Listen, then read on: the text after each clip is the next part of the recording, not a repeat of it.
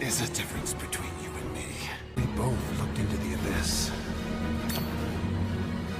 But when it looked back at us, you blinked.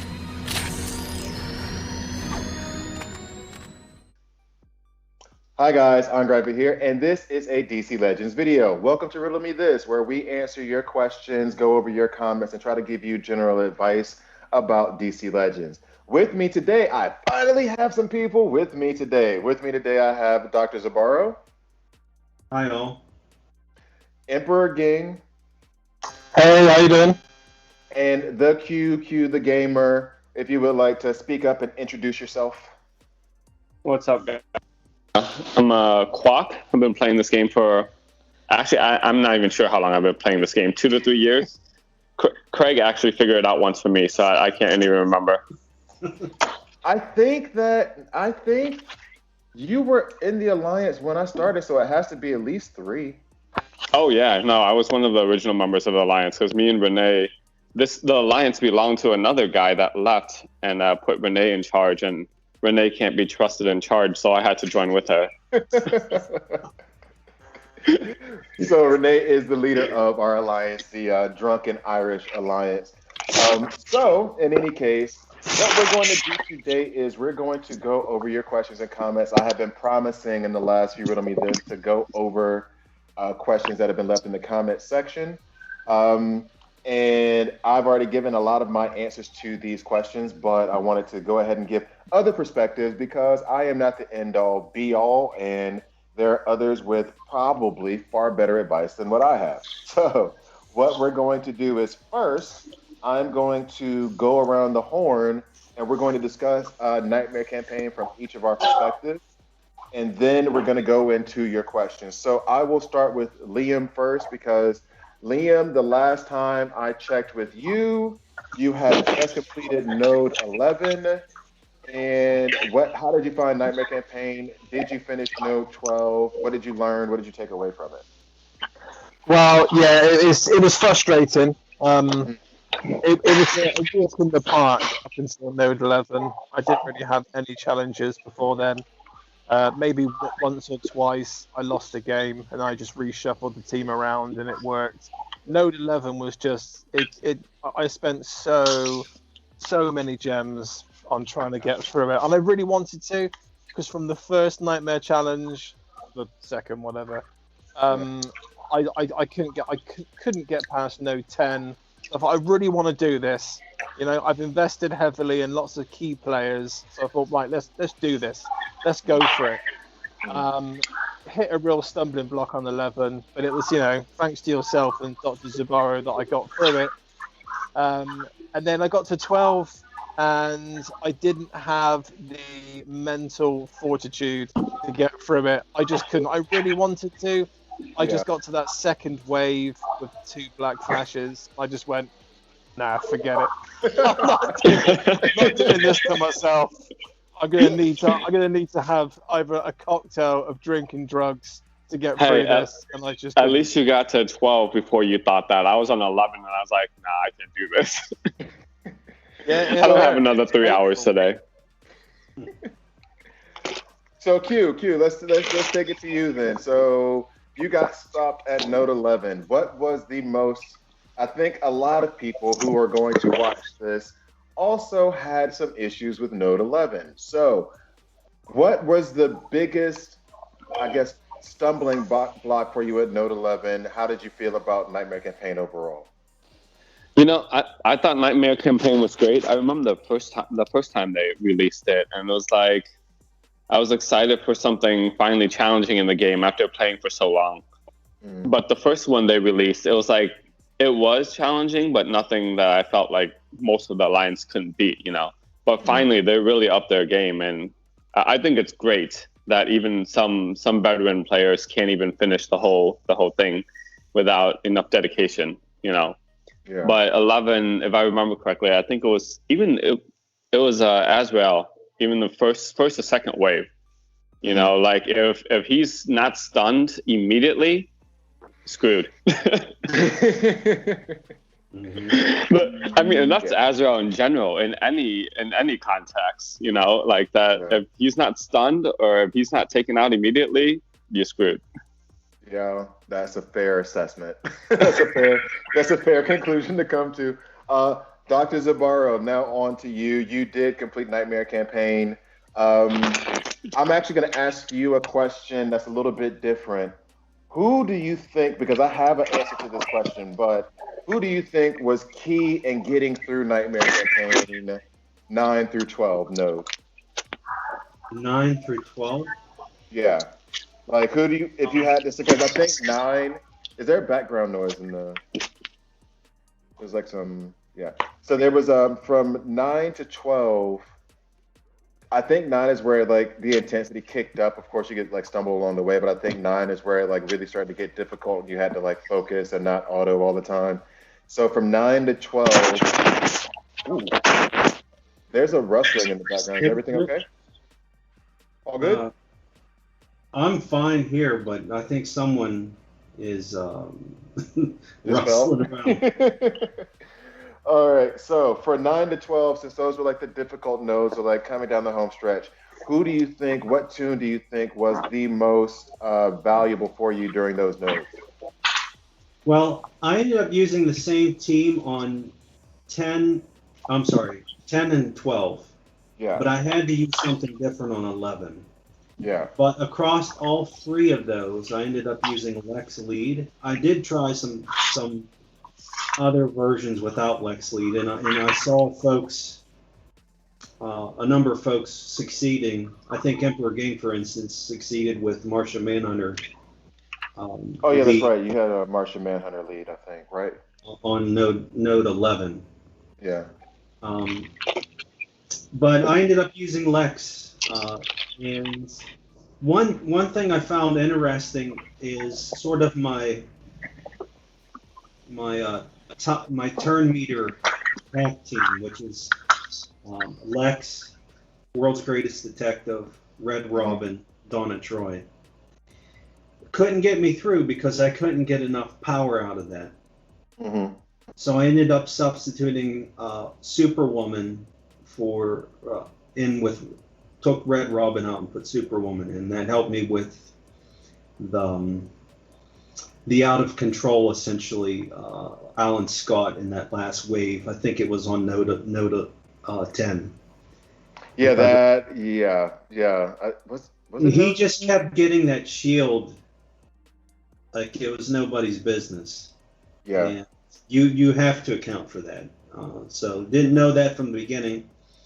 And I thought, and I saw some folks in the community, various places in the community, independently came up with the same idea of using Lex, World's Greatest Detective, Superwoman, Donna Troy. Of course, just World's Greatest Detective and Donna Troy can be seen as sort of a core, if you will. Those two really go together really well, and Lex goes very well with that as well because of his speed up and all that. But you had to bring in a heavy hitter on that one. And then for node was 11.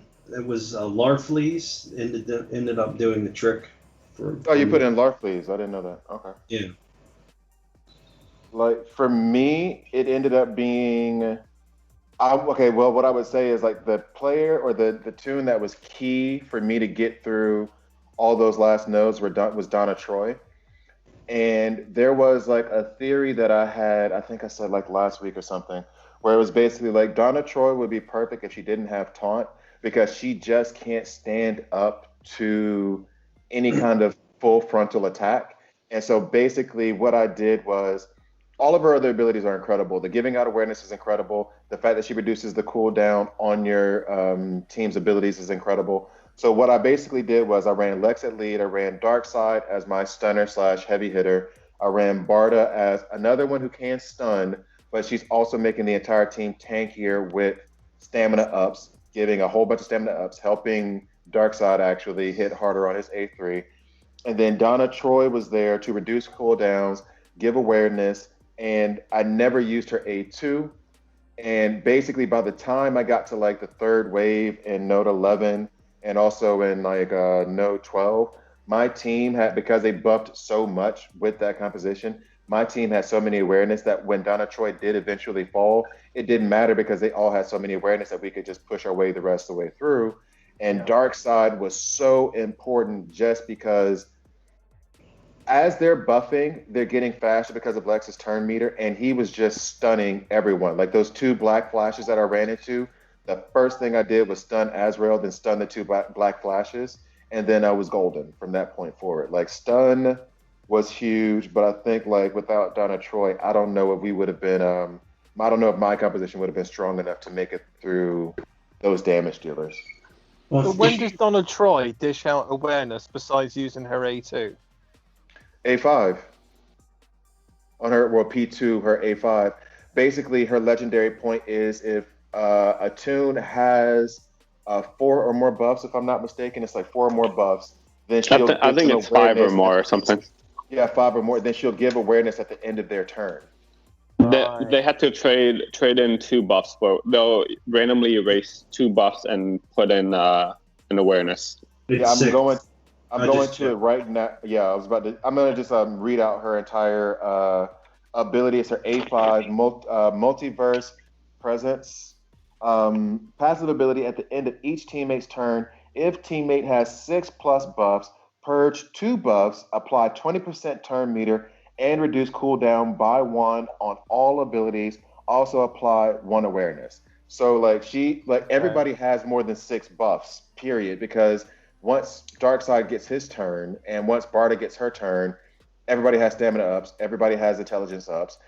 So every time they get a turn, they're exchanging 2 buffs for 1 awareness, not to mention they're gaining 20% turn meter and they're getting a cooldown on all their abilities. So like her A5 makes them faster, gives them awareness, makes their abilities go faster. So that meant that I could keep Barda with taunt all the time and made them just tankier overall without actually increasing their HP pool or healing them. I completely forgot about the 20% turn meter that she gives with the A5. Her A5 is incredible. Yeah, it is. And I remember we strongly, and I'm talking to Angreifer here, I strongly disagreed with you in the chat about, you were like, don't use her A2, don't use her A2, don't use her. I'm like, no, that's exactly what you should be doing. So we have, and I was thinking to myself, what is this guy thinking of? But no, here's the thing, I think the key thing was that I also paired her with World's Greatest Detective. Oh yeah, really? Okay, well, yeah, you have to then. And when you pair those 2 together, they're constantly resetting each other, and you can get that off that A2 multiple times. Yeah.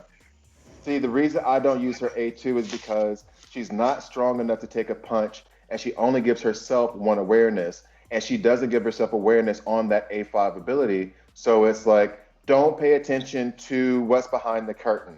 Leave her alone. Let her do her job. Everybody look at Barda.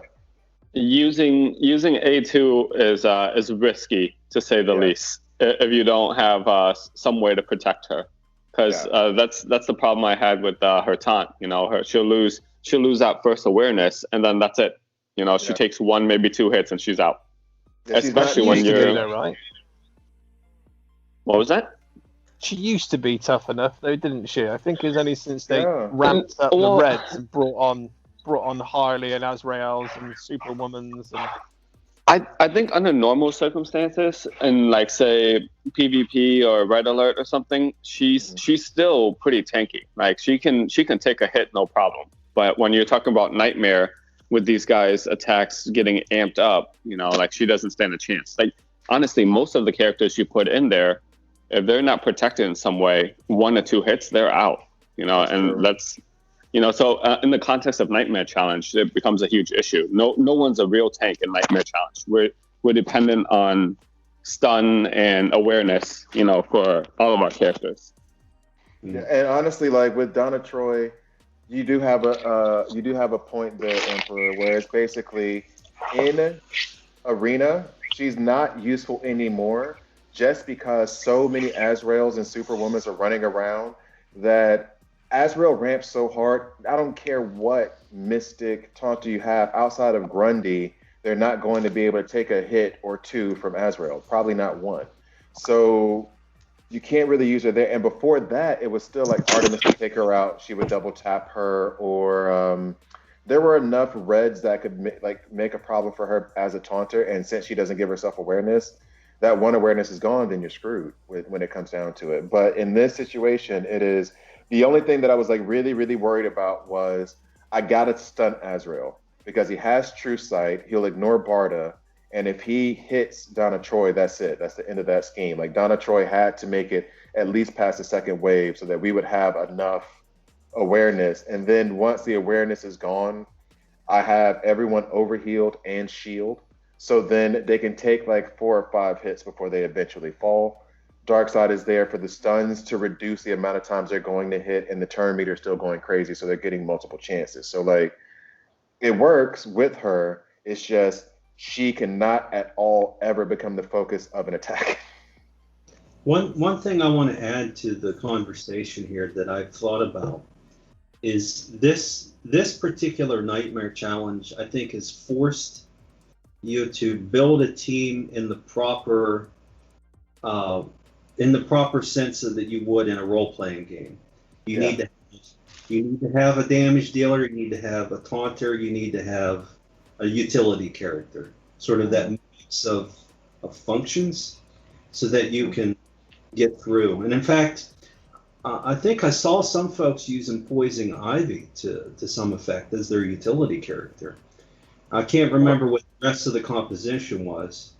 Poison Ivy is good because she'll copy buffs and then spread them throughout the team. So if you have like a Donna Troy who's giving awareness or whatever, she'll copy the awareness to everybody else, so it just multiplies the awareness you have. Precisely. Yeah, it's been a long time since I've seen Poison Ivy been used effectively. But I remember when she first came out, that was the big pair up, her and Donna Troy, just to multiply awareness. I used to do that. I used to do that all the time. So I'm actually kind of interested in what that composition was with Poison Ivy, and now I want to know what happened. Yeah, I can't remember the whole thing. Yeah, I have to try to find that somewhere. So, all right. So then, before we move on, I will want to say this: Disease is back. I love it. Using Disease in Nightmare Campaign was fun. I got it to work on a lot of the nodes. I didn't get a chance to experiment again with 12. I think I got it to work on 12, but I don't know. Emperor said he stopped at 12 because he didn't have he had just run out of gas, but 12 was easier than 11 in my view. So I did it on 12 to see if it would work, and I wanted to go back on 11 and try it. But it worked. I think I even had a video that I released on it. I think on the video I did node 9, but it was nice to see those HP pools get reduced with Disease as the focus, and it makes me excited for King Shazam. But having Roz at lead was awesome. So, hooray! But it was fun. I think everyone can agree. It was fun. They should definitely carry on doing this. They should expand on it. They should make more of them. They should definitely keep this Nightmare Challenge thing going, because it was the most exhilarating experience I've had on this game in a long time. So let me ask a question. I'm going to ask a question to each of you. I'll start with Zibarro, and then Liam, and then Q. We'll go in that order. But, okay, so Dr. Zibarro, and this is a thought that I had before. I look forward to Nightmare Campaign. I love it. It's fun. And I was thinking they should just go ahead, with one of my other games, they have a Nightmare Campaign that's just part of their different levels. And at first I was like, go ahead, add it like that, and let us just keep fighting. But then I stopped and I thought, but then if it just becomes another regular part and I can just beat it whenever I want, it loses how special it is and how much fun it is. So I would think maybe expand it to 4 or 5 days, but keep it a limited time event. So Dr. Zibarro, starting with you, what are your thoughts on whether Nightmare Campaign should be expanded or not? In what way do you have in mind? In my way, I would just say don't make it a regular part of the game. At most, make it a 4-day event and leave it at that. I would like to see them keep it as it is, and the fact they mixed it up, they changed the character rotation, although there was far too many Azraels in there, in my opinion. It is a nightmare. And then yeah, and I'm fine with it as it is. It'd be nice to see, though, some addition to the campaign. Yeah, The 100%. campaign proper in the game. Okay, that's the one that I slightly disagree. Okay, so Liam, what are your thoughts on expansion of Nightmare Campaign? I was going to say exactly the same. I think they could add another 2 or 4 campaign levels. You know, take it up to 12. Make 11 and 12 super difficult, and just give some of us endgame players a bit of a challenge to get through. Obviously, we are going to get through it. You know, you would get through that quite quickly, and you could even mirror that and have, you know, another set of heroics to match them as well. But it would just be something new and engaging and challenging that we would have to work on certain players, work on certain tunes for a reason. Okay. And Q, what are your thoughts on expansion of Nightmare Campaign? I think currently the current format I think is great. The difficult level is great, and I think eventually they got to figure out a way to make it possible, but make it even more difficult for Node 12, or even add Node 13 or 14, so that veterans players can't beat it, or not can't, but damn near impossible, you know? Yeah. Because the game over the last few years, it's become stale. Everything is just so routine. Once you reach a certain level of the gameplay, everything's pretty much easy. There are very few challenges that someone playing at an 80-11 or, you know, a 70-11 level can't just auto through everything. So I think the level of difficulty is great, and I wouldn't even mind if they made it even more difficult for later ones. But maybe shift the event to include Monday and Tuesday, because it's always been weekends, and I think some players have a hard time participating or spending as much time as they would like on those days. Yeah. And is it just me, or did they take out bonus characters this time? No, they had Dove was a bonus character. Dove, and there were 2 bonus characters. I remember specifically because I made the bit of advice that if you're trying to, I guess part of the reason why you should update your tunes for the month. Oh yeah, it was Dove and Hawk, because then later on in other events they become bonus characters. So like Dove had a plus 250% bonus health for the event. But I mean, I guess I slightly go ahead. No, I was going to say I probably missed that because I don't have them leveled anywhere near enough to qualify for the event. So I didn't even see it on the roster. Okay. Well, I guess I slightly disagree. Like I love the event. If they made it a little bit harder, sure, but I like the level now. It's something that I look forward to. Like I keep checking, like, oh, when is it coming? 2 weeks? It's coming in 1 week. Oh, and no, definitely. And I do work on tunes towards it and for it. But I don't, and this is probably going to be so unpopular, but it's because I'm looking at the diminishing returns. I don't want it to become a regular part like normal, heroic, and nightmare, just because, number one, you beat normal, you beat heroic, it's the same tunes every single time, there's no change. They would do the same to nightmare, where it would be like the same tunes, you beat those 15 nodes, and then you're back at the same place you were before, you don't go back to it. With this Nightmare Campaign, like Dr. Zibarro said, they rotated in new tunes. There were different challenges. It still had its theme. They were more difficult. And so, like, if they keep making it a monthly event, then it gives them that opportunity to keep rotating and changing the characters and making the challenge different every single time. So this time, Donna Troy was key for me, but maybe next time Enchantress is key, and then maybe the time after that it'll be Superwoman or whatever. I like the fact that it's a limited time event, a few days. I would like to see it on a Monday and a Tuesday, make it 5 days, and then book, see you in 3 weeks. But yeah, I mean, I guess differing views. Yeah, there's no reason they can't do that, because you run through it once. Yeah. And that's so. if you just expand the availability, that's not any issue to me. Right. It shouldn't be. Yeah, it shouldn't be that difficult to do, and it's not like it's taking away from anything either. You know, for players who participate immediately and finish it up early on, why does it matter if it's still going? It's not like you're gonna get daily refresh or anything. Yeah, Right. like I wish. So here's a question. Okay, Don't we all? We didn't. Okay, just to go behind the curtain a little bit for anyone watching this video, we typically like have a quick chat before we start the call about where we're gonna go. And because someone was mentioned, I'm gonna give a slight left turn here, because her name has been like said in the community a lot. It has been said, she has been brought up in our alliance chats quite a bit, as maybe the new most frustrating character in the game. Don't do it. So, given that she has been in the game for, I guess, 2 months now, what are your views on Dove? Ugh. Liam, we'll start with you because I remember your rant. So please remember, this is going to be on YouTube, so keep it PG to the best of your ability. There are kids playing this game. Exactly, there are kids playing this game. There might be kids watching. So try to keep your curses at the level of damn and below. Okay, So fair enough. that includes damn and hell, and even bloody because you're British. But other than that, we're gonna leave it at a Disney movie level of cursing.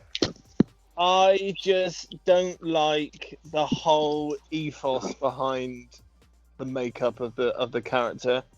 I just don't. It just feels like it's anti-game. I know that it's good to have characters where you have to use certain people and certain abilities to counteract them.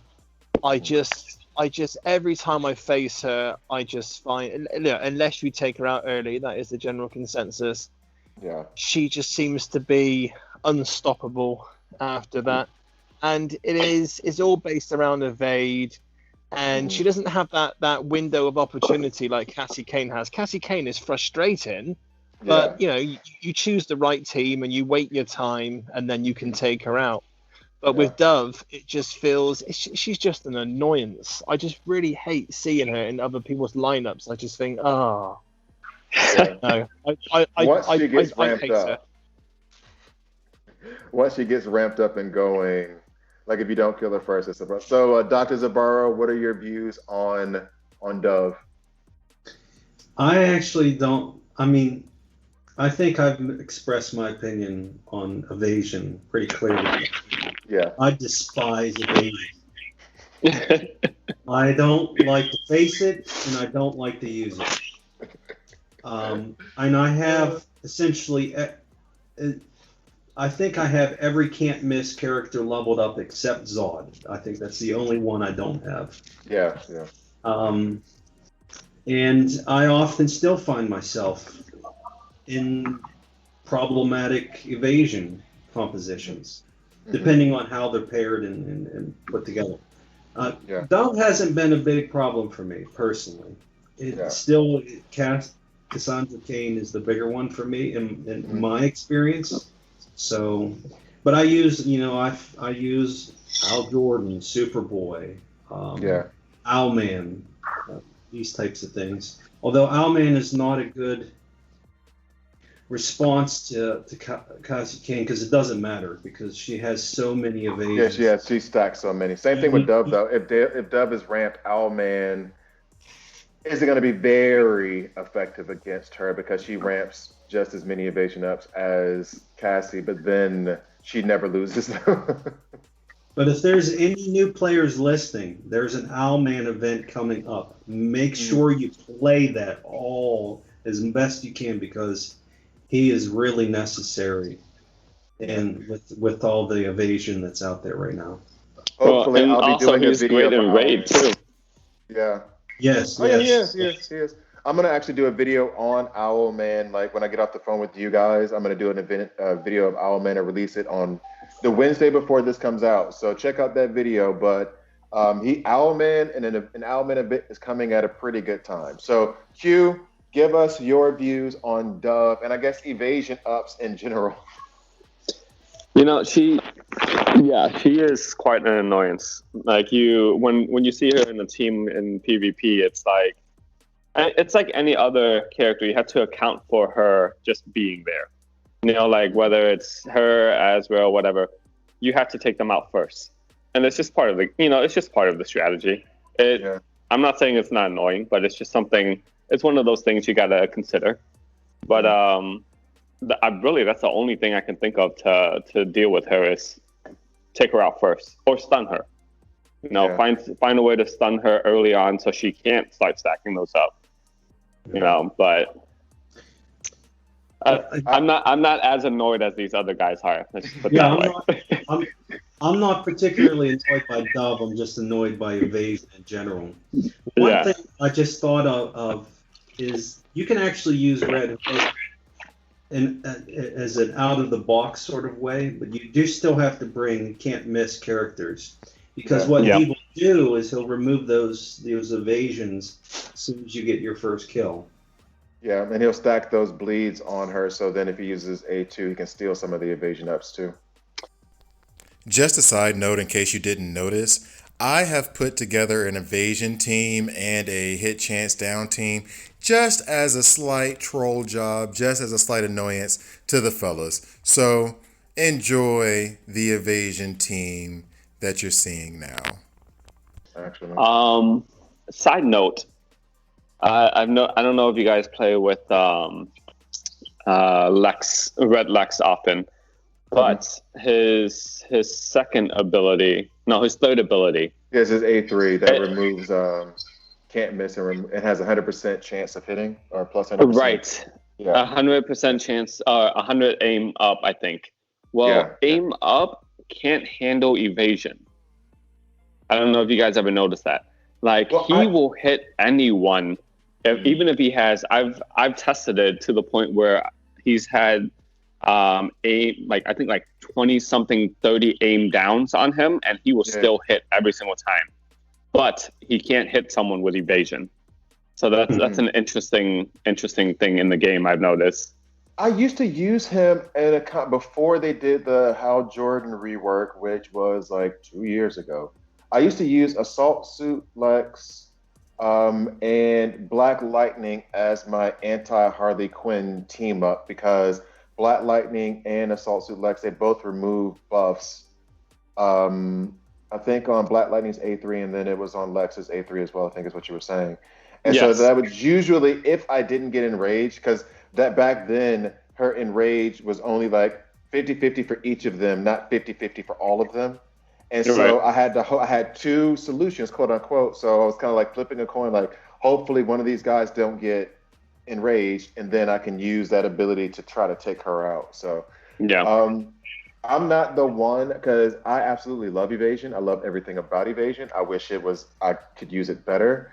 I am the guy who was doing the Batgirl comp with Dove and Harley Quinn and Cassandra Cain, or I will substitute Siren in there. I will substitute Batman Beyond. I will substitute Scarecrow. You're gonna burn in hell. I absolutely love it. And if you want to really, really, really frustrate somebody, or see a frustrating situation, imagine just like having Barda versus Dove as the last two. Like, just quit. Don't worry about it. Because for me, I don't know what it is. I love doing that composition of like that entire evasion composition, because when you miss, and I also put Eclipso in that comp. Like the original comp, or the one that I think is like best if it fits, is Batgirl, Eclipso, Harley Quinn, and Dove, or Cassandra Cain, but Dove really.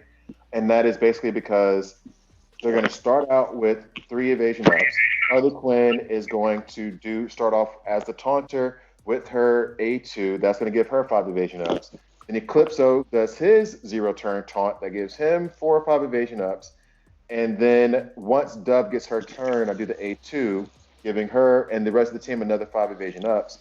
And if you miss any of those characters, they all retaliate. And Harley Quinn and Eclipso retaliate twice sometimes.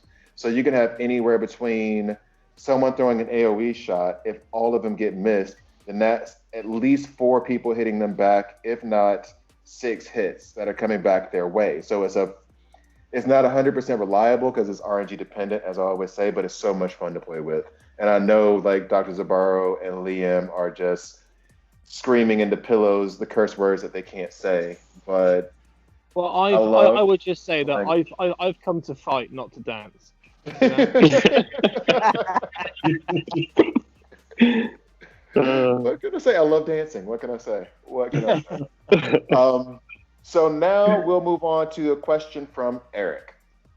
Eric has posted, wanted to ask which tune is best to farm from the Alliance shop. I've answered this question in one of the Riddle Me This, but I wanted to pose it to you guys.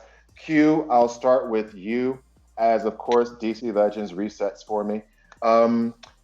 What tunes in the same Alliance? over here. Same over there for you. So then we're gonna have to like kind of talk until it shows up. All right, I'm up. I'm good. All right. So in the Mega Alliance pack, if you had to recommend 3 tunes for someone to farm, who would you recommend? Well, there aren't a lot of great options to choose from, to be honest.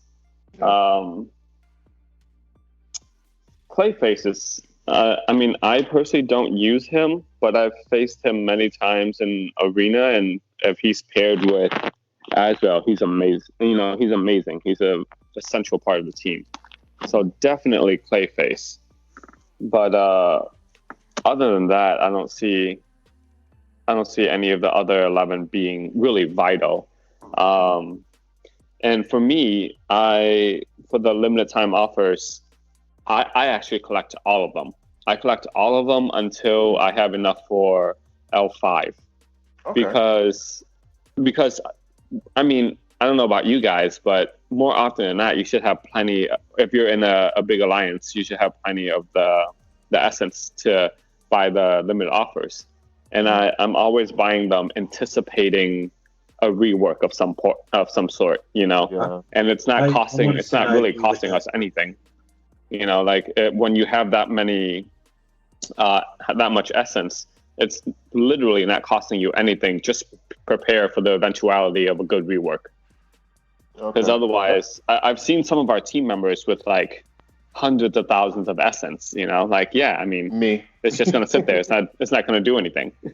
Oh yeah, that's a good point. Yeah, I collect everything to L5 basically. And I just want to say I absolutely agree with that position. And so looking at the it's not a great selection, but it'd be easier for me to tell you what my top 3 are. It would be Emerald Archer, Clayface. Hold on, say that one more time. We had some interference running. Can you say that again? Your top 3? Yeah, Emerald Archer. Mm-hmm. Clayface, Deadshot, Hired Gun. If you're a new player. Those were the 3 I said, actually. Now, those exact 3.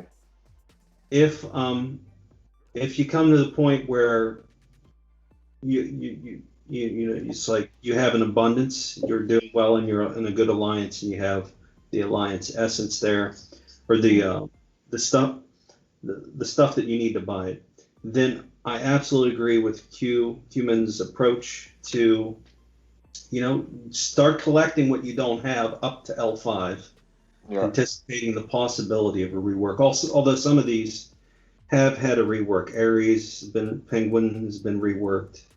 But Penguin's rework was like a while ago, though, wasn't it? Like a year or 2 ago? Because I didn't even realize he had a rework. Yeah, he did a year and a half ago, maybe 2 years ago. I want to say. Kid Flash had a rework, and Sinestro had a rework. Yeah, but the other ones have not. Sinestro's rework was actually pretty good. He hits a lot harder than he used to. Really? Like I was surprised how hard he hit when the rework came out, because his I think it's A3. Mm-hmm. That originally that was just terrible, barely did any damage, but it packs a punch now. I haven't had much experience using him, but I've faced him a few times, and I did notice quite quite a boost in power of that. It's A2, not bone sauce. Okay. Okay. I do have him leveled, and I use him only rarely because there's better options. But he's not. I mean, if the other options aren't there, he's not that bad. He's decent.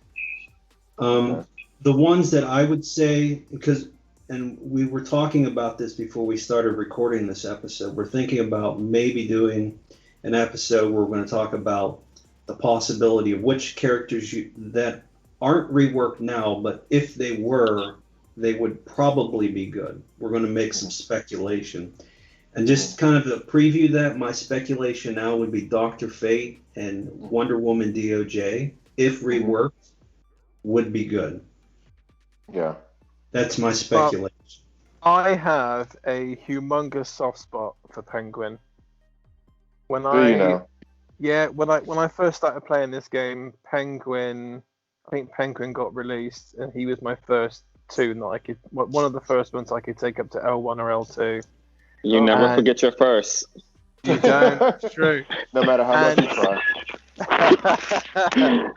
And he was essential for my progression, and I think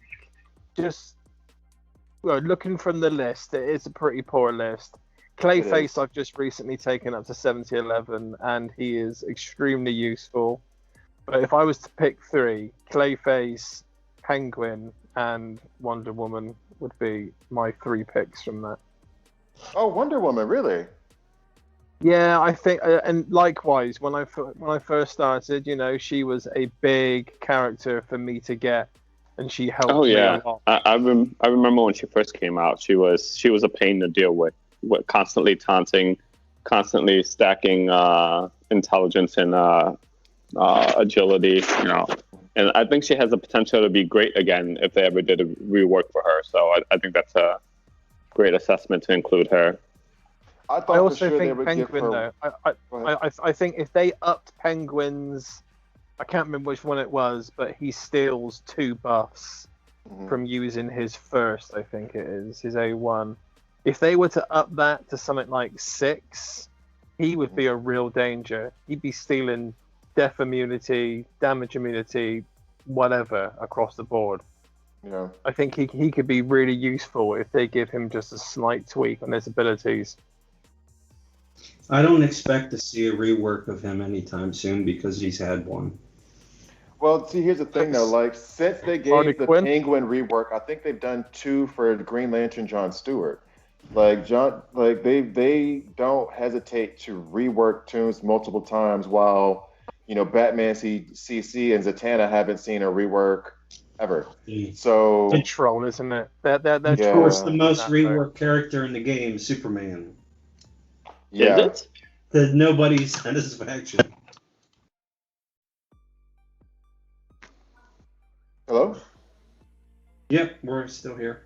Okay, got you.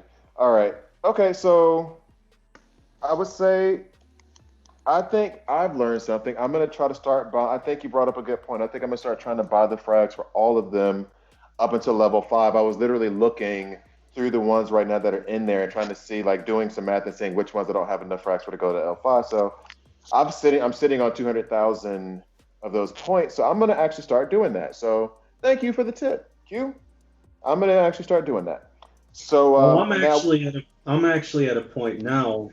I have so many of these fragments that I have enough for Rebirth, for Wonder Woman, Dr. Fate, Clayface. In fact, I'm working on collecting for RB2 for Clayface currently.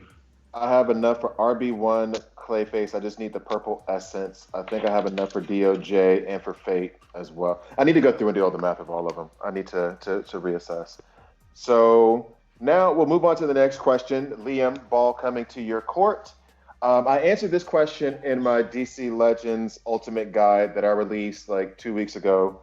And basically it's a question from Adam Ellis. He says, as for a question for Riddle Me This, I think if you could all discuss how to spend gems the best way for early to mid-game would be helpful for many players. A lot of players just jump at buying character frags from the store, but I think it might be more viable to just spend gems on upgrading gear leveling up tombs already unlocked. Might be fun discussion. I don't know. Ha ha ha. Hope all is well. So, Liam, let's start off with you. What do you recommend that new players, and I think there's going to be a pretty good consensus on this, but we'll go through. What do you think early to mid-game players should be spending their gems on? Well, definitely leveling and gearing. No one's going to disagree with that. But also, never buying the packs, concentrating heavily on red alerts. And when you've got a character that's the 25 points, do a reset, go through it again, and then you can even go through it a third time before it starts getting crazy money. And you can get up to 75 frags of a good player on certain days. I would avoid the packs like the plague. Concentrate on red alerts, leveling, and gears.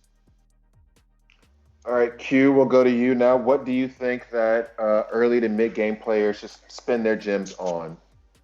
I think, spending on gear and leveling players, that's vital.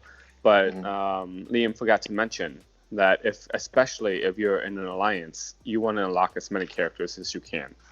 When you're spending gems in the shop, should be your main concern. It's not about leveling your current character. It's about making sure you're unlocking as many as you can.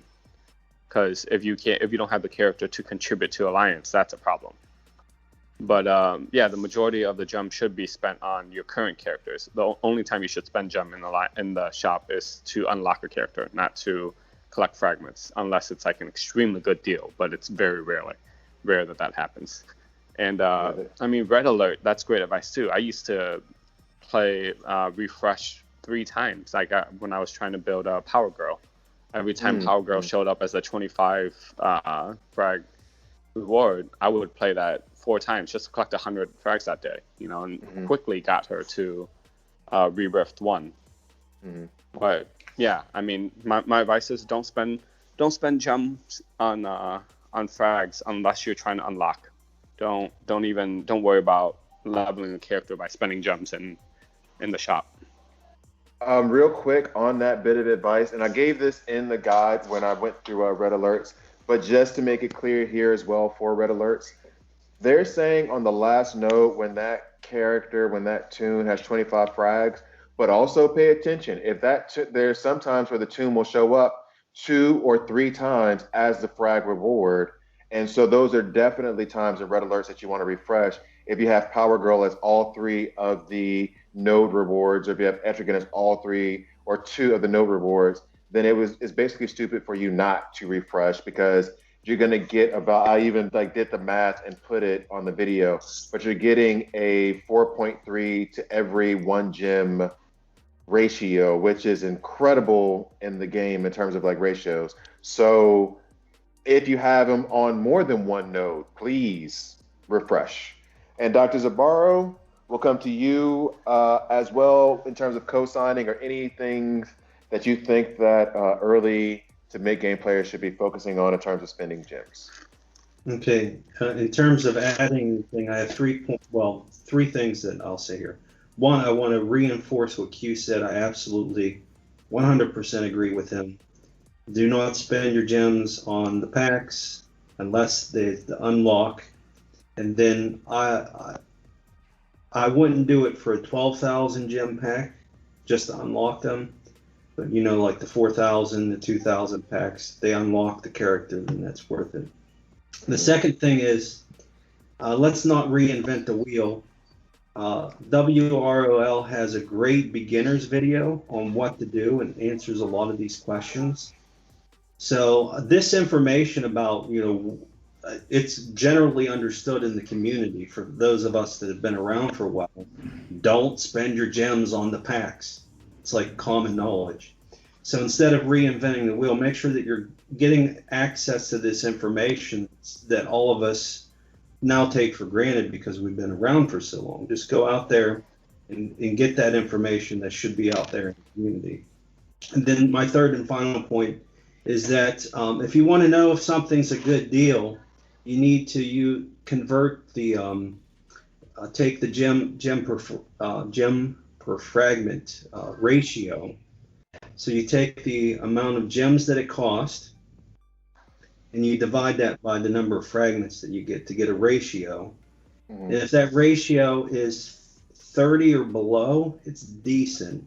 If it's above 30, it's the higher that you go. Standard is probably around 40 or 50, if I remember correct, in terms of the gem per Yeah, frag it is. It ratio is. cost. Anything of that's a bad deal. 30 is kind of like okay, but your really great deals are going to be below that. And this is the real. Essentially, when you start doing the math on this, it'll be the events that they have, the challenge events, the board Red alert. tiers, red alerts, those types of things. Yep.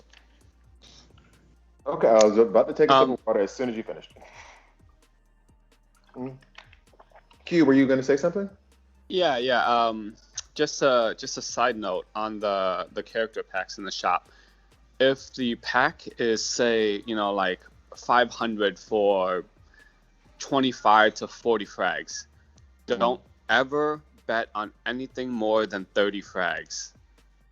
Like I know some players like, oh, 25 to 40, maybe I can buy 3 and get, Oh yeah. get You're referring to get hold like on, 100 just to be frags clear. and get it to the next level. Just to be clear, are you referring to the frag packs where they're like you have a chance of getting between 15 and Yes. 45? Okay, yeah. So go ahead, continue. If they give you a range of how many fragments you're gonna get in this pack, always bet on the very low end. Yes. You will get burned more often than not, because I Yeah, remember they're the thinking, worst. oh, I need 100 frags. Maybe I can get away with buying 3 packs, and I'll get to my next legendary level. No, it's almost never like that. So Never. always consider the lowest number of frags. Just keep that in mind for other new players, because you'll get burned. All right. So, and I will, I guess, in this video include a link to the guide video that I did as well a couple of weeks ago. So in there, it's an hour long of me just rambling about everything in the game that I've learned from these guys that I'm talking to now and all over the place. So now the last question for the day is from Chillsta. What's up, Chillsta? Great video, dude. Would you say, what would you say is the best mystical to use early on or to try and obtain? So I am going to cheat here a little bit. We're going to go in the order of Liam, then Q, then Dr. Zibarro, Mr. I Hate Evasions, and Red Robin is God. That's the order we're going in. Liam, you name a mystic tune. The other two, you have to name someone else. You can't name the same one. So. Well, just name one. Just name one mystic that you think early that is viable or useful from the beginning of the game to the end. Farmable, easily accessible. Oh. There are two, but if I've got to choose one, I'm gonna just choose one so that the others can have a chance. Yeah, I'm going with my heart on this one. Etrigan. Okay. Etrigan. Etrigan is farmable in red alerts. What do you love about Etrigan? I just love again, it was just when I used to use him, a couple of years ago. Just the way that he would get me through so many battles when all was lost. He would just ramp up a couple of times. And PvE as well, not forgetting PvE. He enabled me to earn so many more frags from winning battles that I had no right to win. So yeah, Etrigan all the way. All right. And now Q, who would be the mystic, the farmable mystic you would recommend that is viable not just early on, but throughout the game? I think for like 60 to 70% of the first amount of time I was playing, Wonder Woman. By far. Wonder Woman, POT, Princess of Themyscira. She is farmable on Chapter 3, the last node.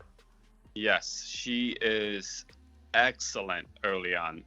She is an excellent leader, and she has a lot to offer. She was my lead probably 95% of the time the first year and a half or so I was playing.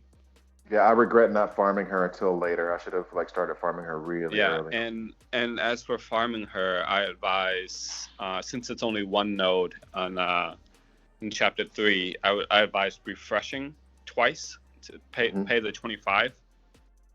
Because even if you get one fragment per refresh, that's still 25 gems per fragment. That's a decent deal, you know. Yeah. So I always play her node 9 times every day. Just 9 times?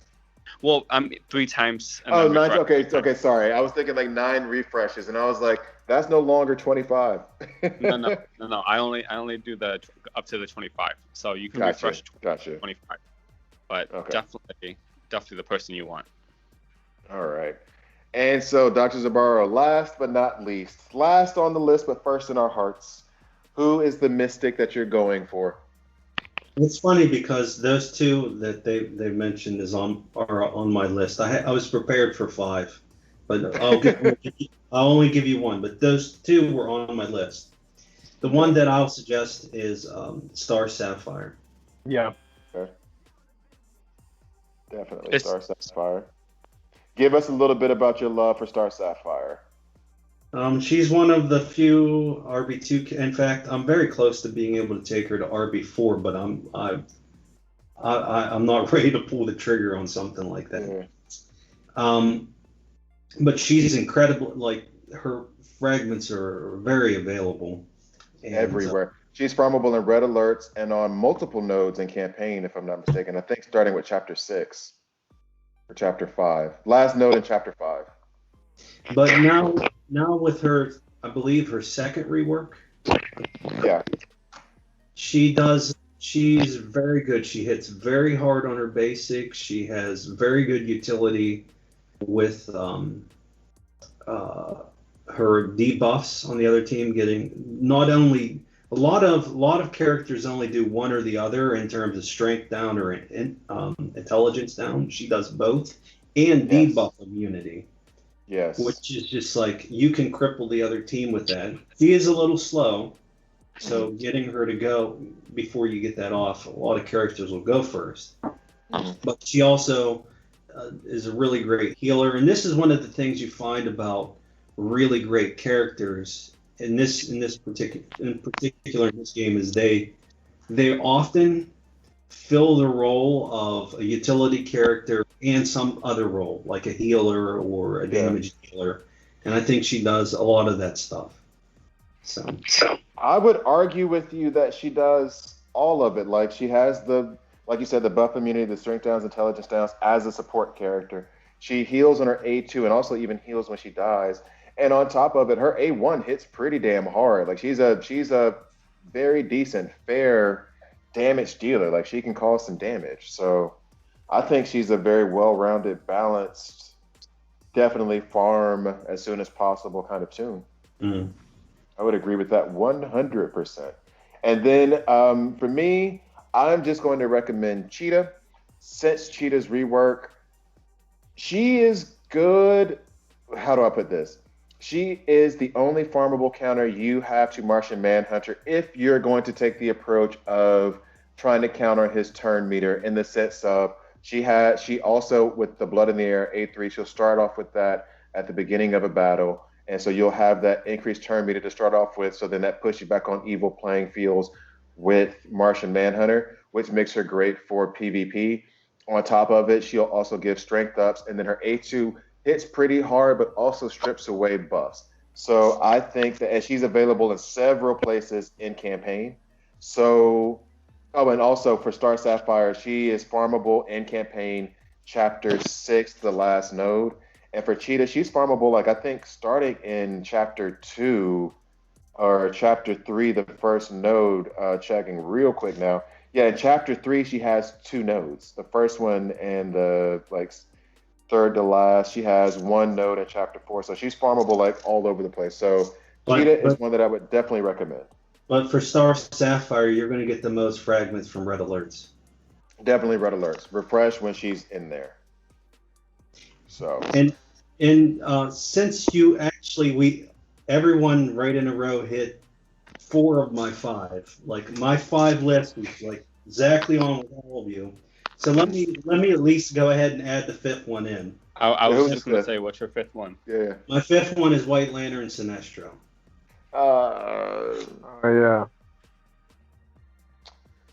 So I what mean- everyone said plus White Lantern Sinestro would be my recommendations. You disagree? I mean, I wouldn't put him in the top 5.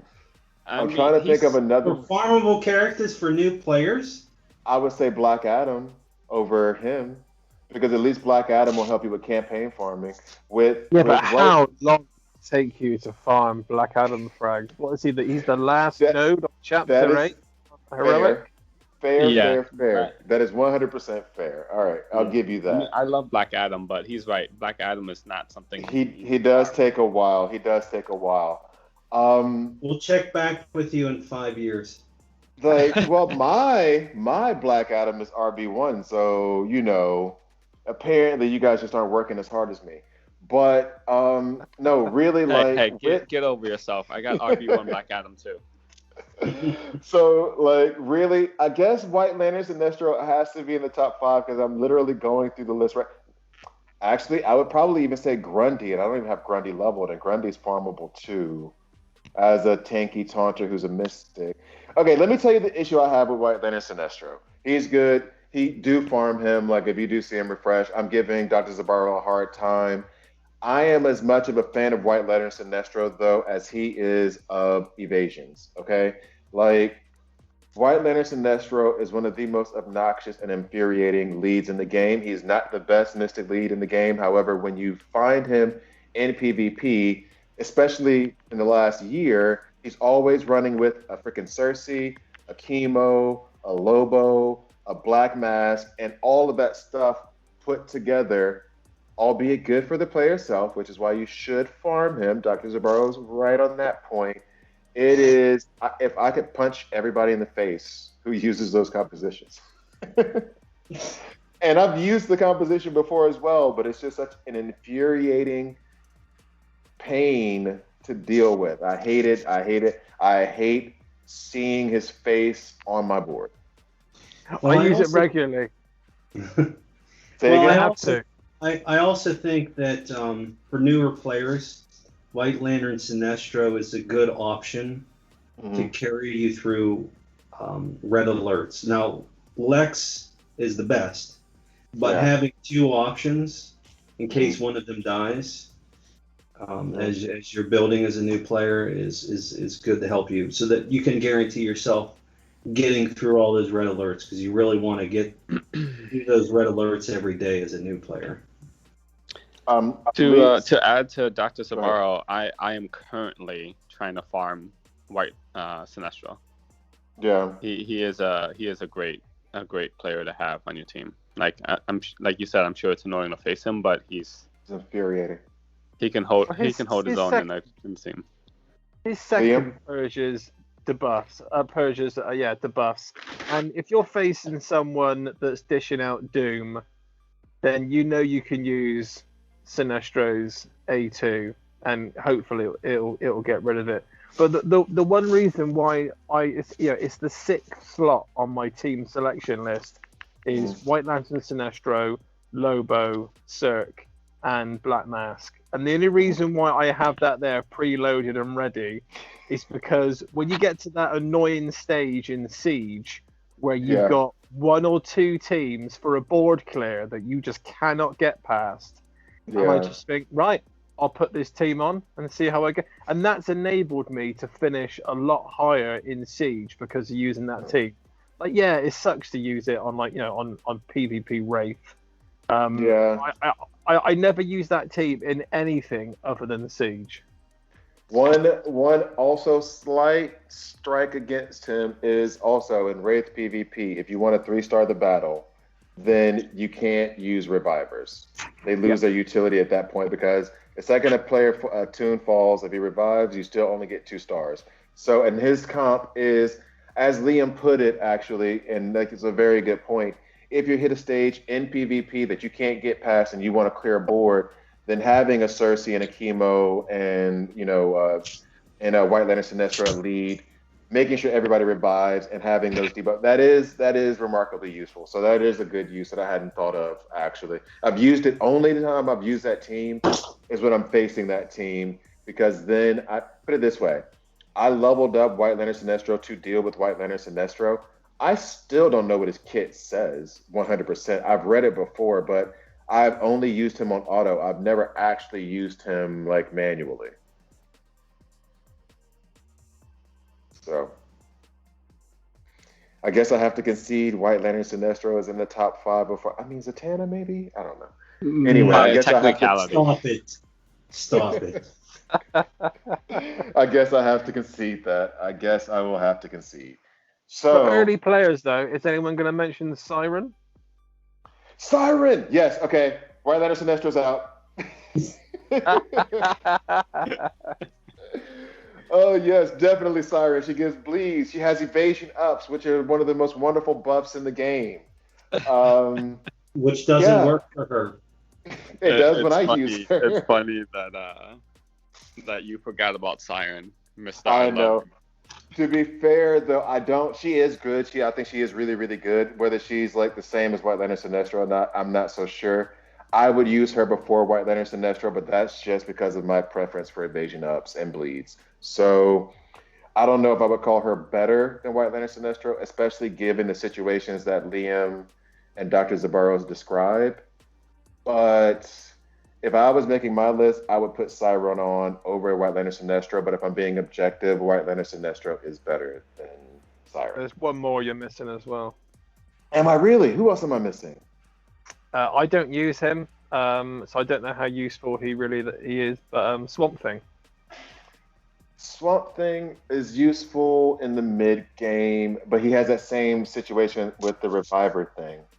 Like, he does do revive, and he's kind of high on HP, low on defense, so he can fall relatively quickly. He'll revive and revive your entire team with awareness, and he does give bleeds, and he does hit pretty hard on his A3 especially, but I wouldn't put him over White Lantern Sinestro. No. He suffers from power creep, unfortunately. Yeah, he does. He really does. It's just a few odd times when you've had like an Azrael or a Power Girl, and they've revived, and you haven't been able to take them out quick enough, and they've just started ramping up again, and they just breathed life back into the team, and you just think, oh, damn. Yeah, exactly. Yep, I've been there. So I think we're going to call it a video. So I would like to say thank you to Dr. Zibarro, theQgamer, and EmperorGing. Thank you guys for joining me. And thank you guys for watching this video. I make DC Legends videos every Monday, Wednesday, and Friday. Typically Friday, we try to do Riddle Me This. So if you have any comments, any questions that you want us to answer next time, please put them in the comments below. Please like and subscribe. And if you don't like it, then hit subscribe and hit dislike. I'm okay with that as well. So I will sign off here and say thank you to the guys. Thanks for having us. Yeah, thank you for having us. And we will good time. Catch you the next time. Definitely. Hopefully it won't be another month before I'm even able to organize another call. So thank you guys for joining again, and I will see you guys on the next DC Legends video.